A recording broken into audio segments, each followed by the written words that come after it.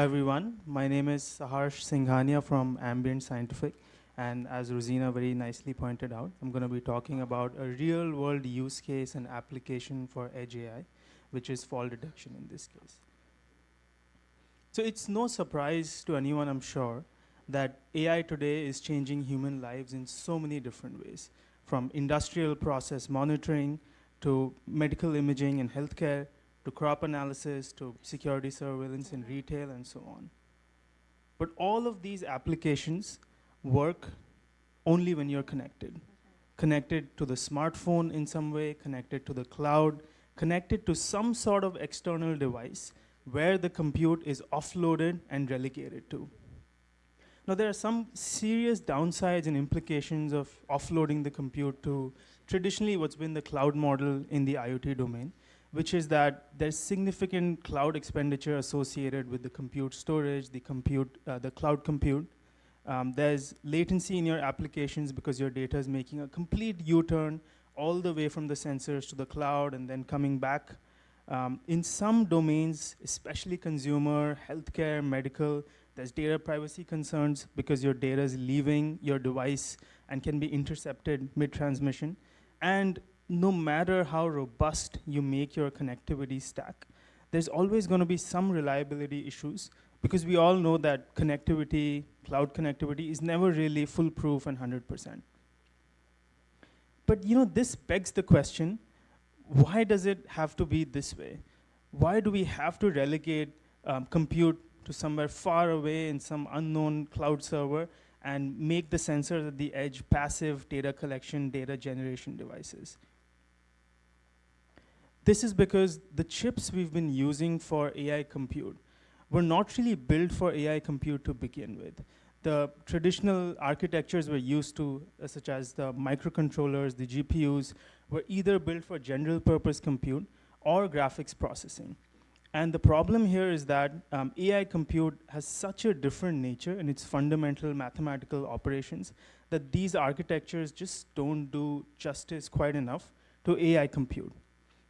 If we take GPUs, for example, they're built for graphics parallel processing. They consume an enormous amount of power for matrix multiplications and require specialized cooling infrastructure, a lot of power optimized delivery infrastructure, which is why this compute has been relegated to the cloud. But I'm sure a lot of you might be thinking, why bother? It's been working for such a long time. IoT has always been in the cloud. Is there even a need for Edge AI? What can we even really do with Edge AI? So Edge AI can endow us with a lot of different benefits if we're able to bring the AI compute closer to the endpoints, closer to the edge devices, in that we can finally unlock AI applications on battery-powered devices and truly make them real-time and always on. So if we now contrast this with the previous cloud AI model, the total cost of ownership goes down. You're no longer sending all your data 24/7 to the cloud for storage and for compute. Your AI applications can become truly real-time with near zero latency.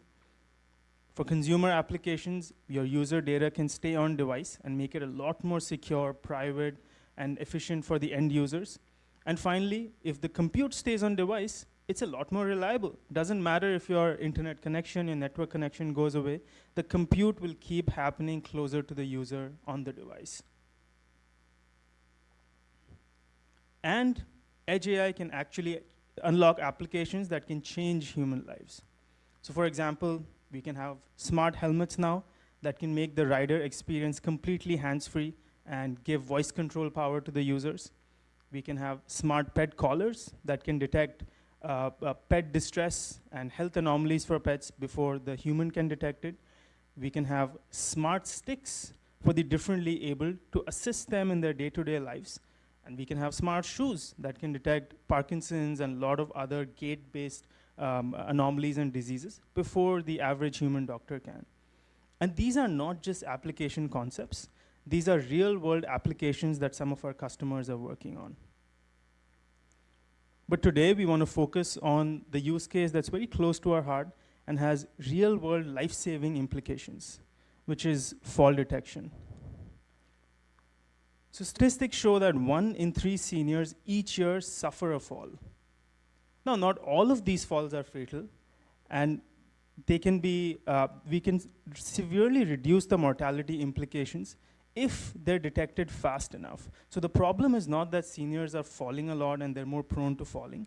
It's that they often live in isolated environments alone, and after they have a fall, by the time we detect that there's a problem, it's too late. So what can we do in terms of Edge AI solutions to solve this problem and create real-world impact? There have been lots of traditional solutions so far. You have your traditional wearables that have motion sensors built in and can do the fall detection. And they're portable, cost-effective, but the power consumption is too high, they're too large in size, and we see that seniors don't really want to wear them because of these reasons. We have video-based solutions where the cameras are extremely accurate at detecting faults, but there's a lot of privacy concerns and the same cloud dependence that we just talked about.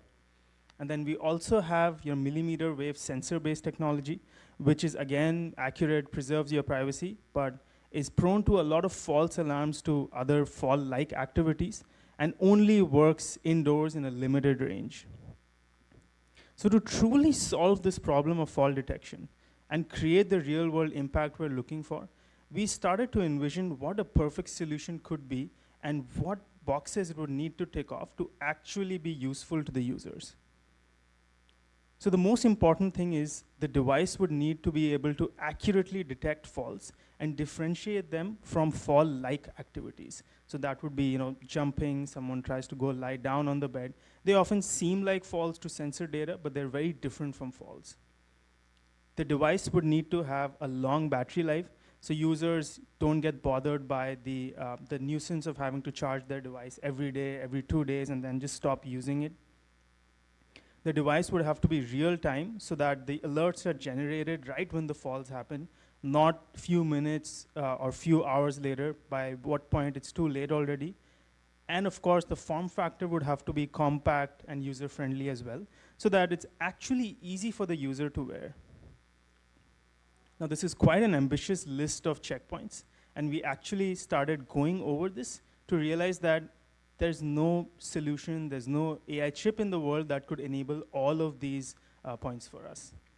And this, again, comes back to the point of AI compute architecture. So if you look at traditional microcontrollers, they give you the small form factor, but they don't quite have the muscle to deliver the AI performance we need, and neither the power efficiency. On the other side, if you look at the GPUs, they provide quite good AI performance, but they consume exorbitant amounts of power, and the form factor is extremely large, overkill for small devices. So you see that with the traditional chips, we were meeting one or few of these checkpoints, but not the others. And that's where we realized that this was a fundamental compute architecture problem that needed to be solved from the bottom up. So if you look at the most discrete element of neural networks or AI compute, there's deep interconnectedness between the memory and the compute. You can see in the neural network over here, you have the pink activation dots and the blue weights, which are the memory. So constant interchange of compute and memory needs to happen. And in traditional chip architectures, this exactly becomes the problem, which is quite well known as the von Neumann bottleneck problem in traditional compute. So we took inspiration from the human brain's architecture, where you can see that compute and memory are deeply interconnected. There's a frequent and seamless exchange of data between the neurons and synapses in our brain. And we went to the drawing board to reinvent everything from scratch. So everything across the semiconductor stack, from circuits to architecture to SoC level IP to software, we went ahead and invented all of those pieces to be able to create an end-to-end AI native compute stack that could solve these problems of low power on-device AI. This gave rise to our DIGAN architecture, which is a play on two words, digital and analog. So by using a combination of analog and digital circuits with in-memory compute, we were able to solve this problem of low power AI compute. So essentially, how we do this is we perform the compute cycles in memory using analog max. So we leverage the properties of physics and are able to drastically cut the power consumption of these MAC operations by over 100 times. and by inventing several other SOC level IPs such as event-driven activation, so that the AI compute only happens where there's some meaningful data coming from the sensors, and a complete software stack on top as well, so that developers are able to leverage this technology better. We were able to solve the problem. This gave rise to our first processor, GPX10, which opens up a new category in the market called coin cell AI. And by delivering enough AI performance equivalent to a GPU with power consumption hundreds of times lower than any other AI processor in the same class in the market right now, we're able to bring true native AI to the edge, which can shrink AI into your fingertips as small devices as hearing aids, is energy aware to its core end-to-end, and completely flexible and programmable to have future-ready DNA for the changing landscape of AI applications. Now, if we show you some comparisons against some of the other traditional AI compute chips used out there, you can see that our chip was able to check off all the points of enough AI performance with low enough power consumption and in a small enough form factor so that we're able to bring the best of both worlds. GPU class AI performance in microcontroller class form factor and power profile. With these innovations out of the way, we were actually able to make a dent in the problem that we set out to solve, which was fall detection that can make a real world impact. So we were able to create a module with our GPX10 processor, with motion sensors, with a BLE module, digital microphone, that was able to detect falls with greater than 95% accuracy in the real world, able to distinguish them properly from fall-like activities, while maintaining a greater than 3-month battery life on a single charge. And I actually have that device with me right now, so I will just show you a quick prototype of this. So this is the device that's actually going out into market very soon in the next couple of months. We're working with one of the largest telecom companies in the world to make this a reality. And users will be able to use this and have real world impact in terms of looking out for their elderly, looking out for their family members that live far away from them. I'm happy to show you this demo live as well in the table area where we actually have the device with the smartphone app as well that can show you the inference and the notification. But this isn't it. If we're talking about Edge AI applications, fall detection is just the beginning. There are many more applications that we're working on with our energy-aware AI processor, which extend across multiple domains. From sensors, to microphones, to cameras, you can think of it all. If you can think it, if you can imagine it, you can build it on our processor. So some of these applications are Face ID on smart doorbell locks, presence detection for industrial surveillance and industrial monitoring environments, voice and sound event-based classifications. So voice commands for your smart helmets, glass break detection, gunshot sound detection, or any sort of acoustic event detections on the tiniest of battery-powered devices that can disappear into your environment. Fitness trackers and health anomaly detection, which can be applied to pet collars, wearable devices for human beings, and finally, some predictive maintenance and industrial automation type of applications as well. We're happy to show you a magazine of all the different possibilities of Edge AI applications that you can build with our processor and what can actually make an impact in terms of Edge AI. But that's not all. At Ambient Scientific, we're dedicated to working on an entire roadmap of AI processors.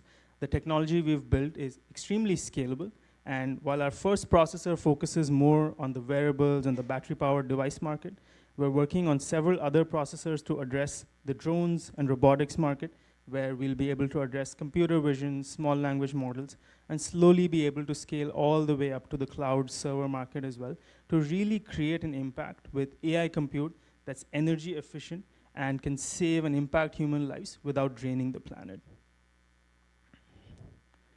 So just to wrap it all up for everyone here, what we talked about today was that AI compute today is not the most optimal, and this is because of traditional chip architectures that were designed for general purpose computing and graphics processing, but not necessarily AI compute. To solve this problem at Ambient Scientific, we invented completely new compute architecture from the ground up called DGAN that makes AI compute more compute dense, brings a lot of AI compute in a small form factor, while reducing the power consumption hundreds of times compared to traditional compute.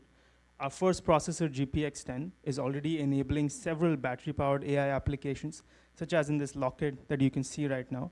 And with extreme flexibility and programmability, users are able to build lots of Edge AI applications on this processor across sensors, voice, and vision. So thank you so much to the Edge AI Foundation for giving us this opportunity to speak and share how we can create real-world impact with energy-aware AI and Edge AI applications.